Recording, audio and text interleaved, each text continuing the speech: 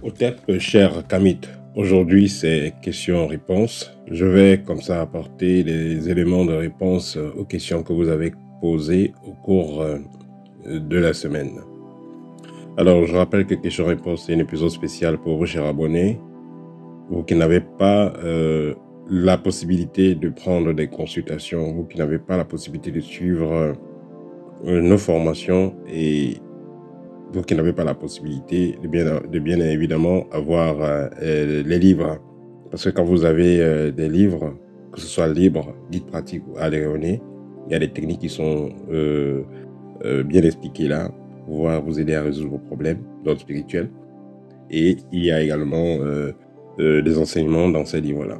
Donc celui qui a déjà eu ces livres-là, il aura la réponse à presque, disons, à l'essentiel des questions que vous allez voir ici posées. Alors, je vais donc commencer à répondre à vos questions. Et aussi, il y a un jeune homme là qui a posé, qui a fait une préoccupation. Il a demandé, est-ce que je ne peux pas répondre directement en bas de chaque question, puisque il arrive des fois, je ne réponds pas à certaines questions. Déjà, il faut comprendre que je ne réponds pas à certaines questions parce que il y a des personnes qui ne formulent pas bien. Voilà, donc vous-même, essayez de lire les questions que vous posez. Vous écrivez les questions avec des abréviations. Voilà, moi, je ne sais pas où est-ce que ça va mener la communauté. Donc, quand vous écrivez à des personnes avec des abréviations, ce n'est pas du tout respectueux. Voilà, vous n'allez pas faire une dissertation à l'école et vous allez écrire avec des abréviations. Voilà, donc, vous savez, il y a d'autres mouvements, hormis le mouvement kémite. Il y a les mouvements chrétiens et autres. Voilà, il faut quand même donner une belle image. Parce qu'il y a des gens qui vont venir espionner notre page pour voir ce qui se passe chez nous. Donc voilà, essayez de mieux vous comporter. Voilà, écrire en abréviation et tout ça, c'est pas, voilà, c'est pas normal. Ça, c'est des trucs que vous pouvez faire entre copains, copines, là, voilà. Mais quand vous êtes dans un endroit qui est, on va dire, public, voilà, comportez-vous. Écrivez correctement des messages. Voilà, vous avez des gens qui vont écrire en abréviation et vous voulez qu'on se casse la tête pour lire ce que vous avez écrit. Non, c'est pas comme ça. Écrivez normalement. Voilà, soyez respectueux et je répondrai. Voilà, le fait de répondre donc à chacune des personnes, est-ce que vous ne voyez pas que c'est trop de travail? Il faut écrire, c'est trop de travail pour rien. Voilà. Et il y a des gens qui sont occupés, quelqu'un va être au volant de sa voiture, il a mis question-réponse, il est en train de suivre sur haut-parleur. Est-ce que la personne va donc prendre le temps de lire tous ces messages et voir les réponses? Vous voyez que ça n'a pas de sens. Voilà, c'est pas une chaîne, voilà, on va dire, où on a des comportements égoïstes. Non, c'est une chaîne qui est dédiée pour tous les cabinets. Voilà, et pour tout chercheur sincère. De telle sorte que si vous avez du temps libre et vous êtes intéressé par des recherches, vous pouvez cliquer sur une de nos vidéos et sur l'enseignement qui est partagé. Voilà. Donc, vous n'êtes pas obligé de vous asseoir et lire, et tout ça sera chiant. Voilà. Donc, on peut dire clairement et simplement, si vous voulez des réponses à vos messages, soyez courtois. Voilà. Écrivez un message sans abréviation, soyez courtois et vous aurez la réponse. Alors, première question.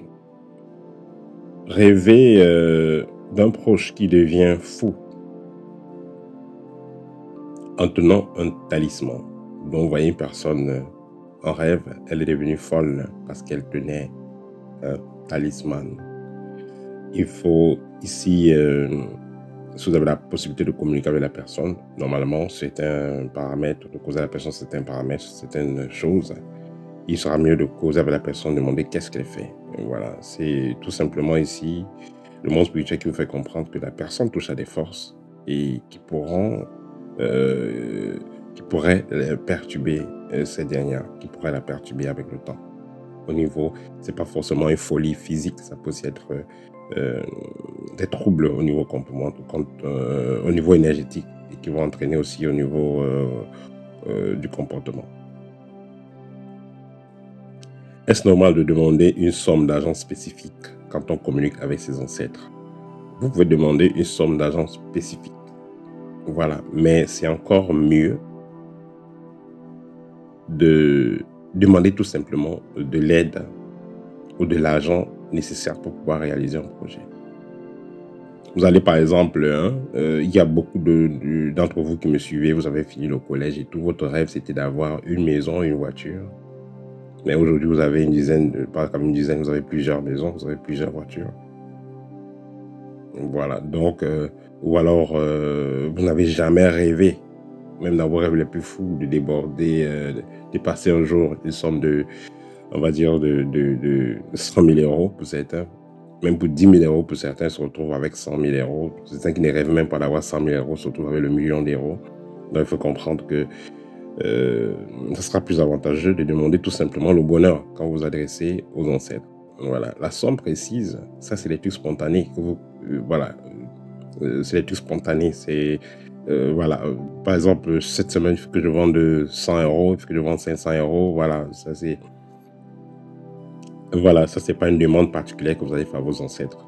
Parce que quand on fait la demande particulière, c'est quelque chose qui doit être à long terme.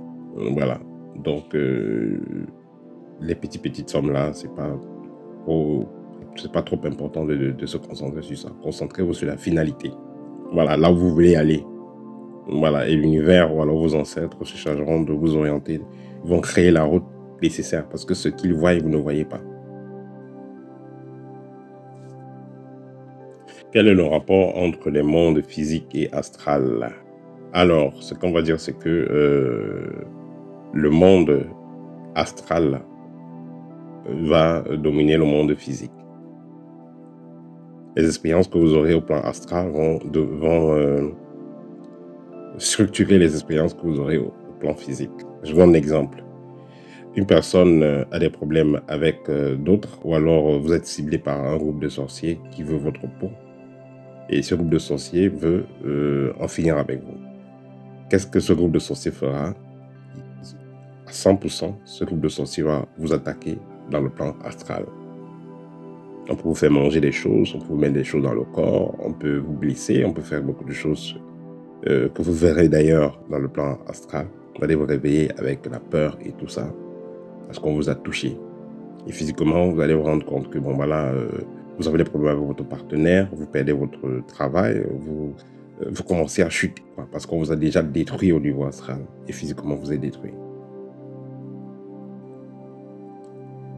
Cependant, il y a des activités que vous ferez dans le plan physique qui vont influencer le plan astral. Par exemple, dans le plan astral, on vous a mis des parasites dans le corps et vous les ressentez physiquement. Quand vous contactez un maître spirituel, il vous déparasite, il vous donne des produits de purification et tous ces parasites là sont détruits. Donc, physiquement, le rituel sera fait, mais au niveau astral, vous allez ressentir également la libération. Après avoir fait l'initiation des eaux, combien de temps est-il nécessaire pour pouvoir voir les résultats? Déjà, ça dépend de qui vous a fait cette initiation-là, de quel est son délai d'initiation, son rapport avec le monde des eaux, et ça dépendra aussi de votre préparation personnelle. C'est un peu comme quand vous partez à l'hôpital. Si vous partez à l'hôpital et vous n'êtes pas... vous avez trop de doutes, vous n'êtes pas mentalement disponible et surtout vous ne respectez pas la pseudologie, donc l'usage des médicaments, il est clair que les résultats ne seront pas là, même si vous avez le plus grand docteur du monde. Donc vous allez voir un guérisseur, on vous fait des traitements, vous ne croyez pas, et vous n'êtes même pas là, vous ne faites pas sous tout ce qu'on vous demande de faire comme il le faut. Il est clair que vous n'aurez pas de résultats. C'est pareil. Donc, tout dépend de l'initiateur, de son degré d'initiation, son contact avec le monde invisible et de votre engagement dans le rituel.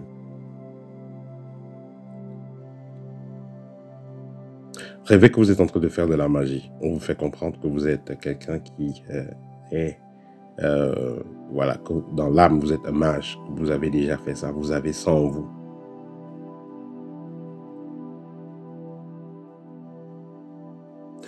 Une personne dit que chaque fois qu'elle rêve de son frère qui est vivant, mais elle rêve de ce frère-là décédé. Donc, vous êtes dans le moment présent, vous êtes vivant, mais on rêve de vous qu'elle rêve de cette personne-là qu'elle est décédée. Plus tard, il y a un décès dans la famille. Voilà, ça c'est un cas qui demande une consultation. Voilà. Parce qu'il faut étudier cette personne-là, il faut le scanner, il faut voir est-ce qu'il n'est pas dans quelque chose, est-ce que c'est pas lui qui envoie les gens devant. Voir une personne avec son double. Une personne ici qui dit qu'elle se voit avec son double dans des différentes tenues. Voilà, ça aussi, ça demande une consultation parce que c'est très délicat. Est-ce que ces tenues-là sont éclatantes? Est-ce qu'elles sont sombres? Et quelles sont ses couleurs? Et est-ce que ce double-là est caricaturé? Et voilà. Donc ça demande une consultation. Rêver de se faire voler sa montre. Vous rêvez qu'on vous a volé votre montre. En tout cas, que ce soit un bic, que ce soit une montre, que ce soit une voiture, c'est un vol d'étoiles. Et la montre peut renvoyer également à la durée de vie. Quand vous rêvez qu'on vous vole constamment la montre, c'est comme si on est en train de couper votre vie. On est en train de faire quelque chose sur vous qui n'est pas bien. Quel est l'âge minimum de maturité pour le kamit de se marier? Alors, il faut comprendre que l'âge de mariage chez l'homme, chez la femme, c'est pas pareil. Hein? Voilà, l'homme peut se marier quand il veut. Voilà, mais quand même, il ne faut pas aussi vous marier trop vieux parce qu'il y a le devoir conjugal qu'il faut faire. Et voilà, il faut assez d'énergie pour satisfaire votre partenaire et tout ça, et le désir et tout. Faire les enfants et tout ça. Donc, si vous êtes un homme, vous mariez aussi vieux là, ce n'est pas bien. Donc, voilà. Et chez la femme, c'est très différent parce qu'à partir d'un certain âge, la femme ne peut plus accoucher et tout ça. Donc, l'âge minimum chez la femme, on va dire la maturité, d'après la société ordinaire, c'est-à-dire 21 ans, voilà, 18 ans, 21 ans, tout ça, il peut déjà se marier. Vous savez, la maturité, ce n'est pas... On ne devient pas mature à cause de l'âge, forcément, hein, parce qu'il y a des gens, il y a des femmes de 45 ans, 50 ans, des gens, hommes comme femmes, qui ont 50, 60, 70 ans, mais qui sont trop immatures. Ils sont trop immatures.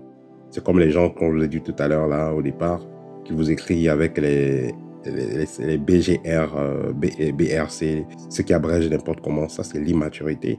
Voilà. Ça c'est l'immaturité. Un adulte n'abrège pas les messages. Voilà, parce qu'il y a le temps pour écrire, il y a le temps pour réfléchir, le temps pour écrire. Un adulte n'abrège pas les messages. Donc, tout dépend de l'éducation. Mais au niveau biologique, la femme est prête déjà à concevoir 19 ans, 20 ans, disons 21 ans, c'est bon. Voilà, 21 ans, c'est bon. Les garçons, c'est pareil, on peut dire 25 ans, un garçon qui a 24, 25 ans peut se marier sans problème et fonder une très bonne famille. Mais le plus important, hormis l'âge biologique, ça sera l'éducation. Voilà, quand un enfant a été bien éduqué, il a été bien préparé, on a appris à gérer un homme, comment vivre avec un homme dans la maison. Il y a des moments où il y aura des tensions, voilà comment gérer. Au niveau de la cuisine, au niveau sexuel et tout, on a donné toutes les informations qu'il faut, comment s'occuper de son homme, s'occuper de son foyer. Elle sera une excellente femme, même si elle a 19 ans. Contrairement à une fille de 35 ans, 40 ans, qui ne sait pas s'occuper de son foyer, qui ne sait pas s'occuper d'un homme, qui ne sait pas ce qu'on appelle le respect. Là, ça ne vaut pas la peine. Donc, le plus tôt sera le mieux, mais pourvu que la personne ait reçu une bonne éducation. L'incinération chez les Bantous. Alors, l'incinération de nos jours, on en voit beaucoup chez les Indiens. Et certains peuples aussi l'ont développé à cause du déplacement. Voilà, à cause du déplacement perpétuel et tout ça, voilà. Mais sinon, voilà, sinon l'incinération, c'est pas trop adapté, c'est pas trop dans nos éléments. C'est vrai qu'ailleurs, il y a des gens qui vont faire des incinérations et garder les cendres, comme en Inde, garder les cendres dans les bagues, dans des colliers et tout ça. Et voilà, ça a un pouvoir spirituel, c'est clair, mais pas forcément pratique. Voilà. Vous allez trouver des personnes aussi, chez nous, chez les Bantous, qui vont utiliser plutôt des reliques. Parce que chez nous, je vais me dire que chez nous, c'est beaucoup plus des reliques. Donc, on enterre la personne avec tout le corps, on ne brûle pas. Pour pouvoir utiliser les parties des ossements de cette personne-là pour faire certains rites. C'est les pratiques qui se font en Afrique. Voilà. L'incinération, c'est pas trop adéquat par rapport aux pratiques qui sont faites chez les Bantous.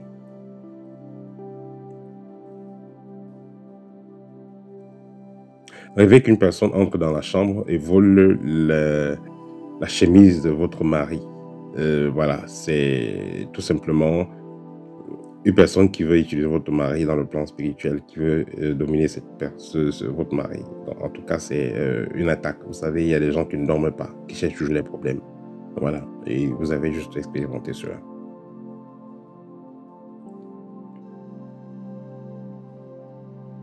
Dans ce cas, qu'est-ce qu'il faut faire? Il faut tout simplement purifier l'environnement et demander à votre mari de se purifier et augmenter le taux vibratoire. Parce que dans tous les cas, ça signifie que votre couple au niveau énergétique n'est pas soudé. Donc voilà. Je dis au niveau énergétique, c'est pas soudé. Au niveau spirituel, voilà, la porte au aide. Comment augmenter son taux vibratoire? Essayez de manger des aliments de bonne qualité. Essayez de faire des activités qui vous donnent, qui vous rendent heureux. Voilà. Essayez de passer le temps dans la nature aussi.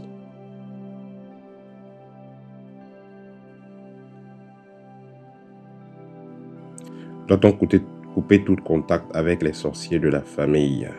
Bon, aussi là, ça demande une consultation.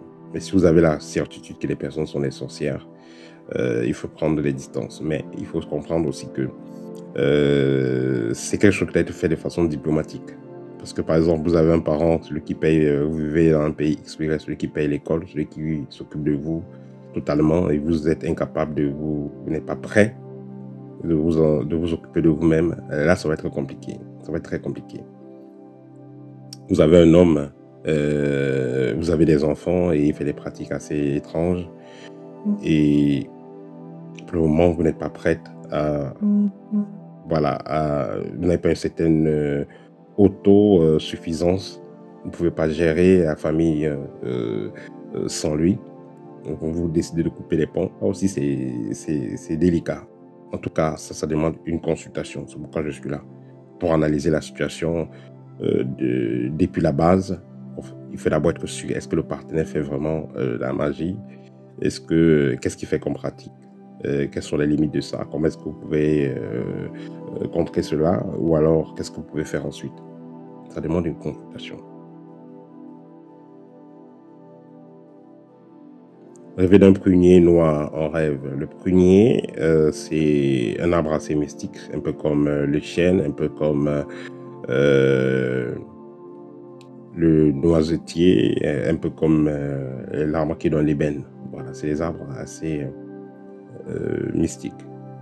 Voilà, donc rêver de cet arbre-là, ça renvoie au fait que vous devez un peu plus vous intéresser à la nature et à votre réveil. Est-ce que notre double astral peut vous vouloir du mal? Vous attaquer par exemple? Non. Ça peut être quelqu'un qui prend une copie, mais votre double astral ne peut pas vous vouloir du mal. Parce que ça fait partie de vous.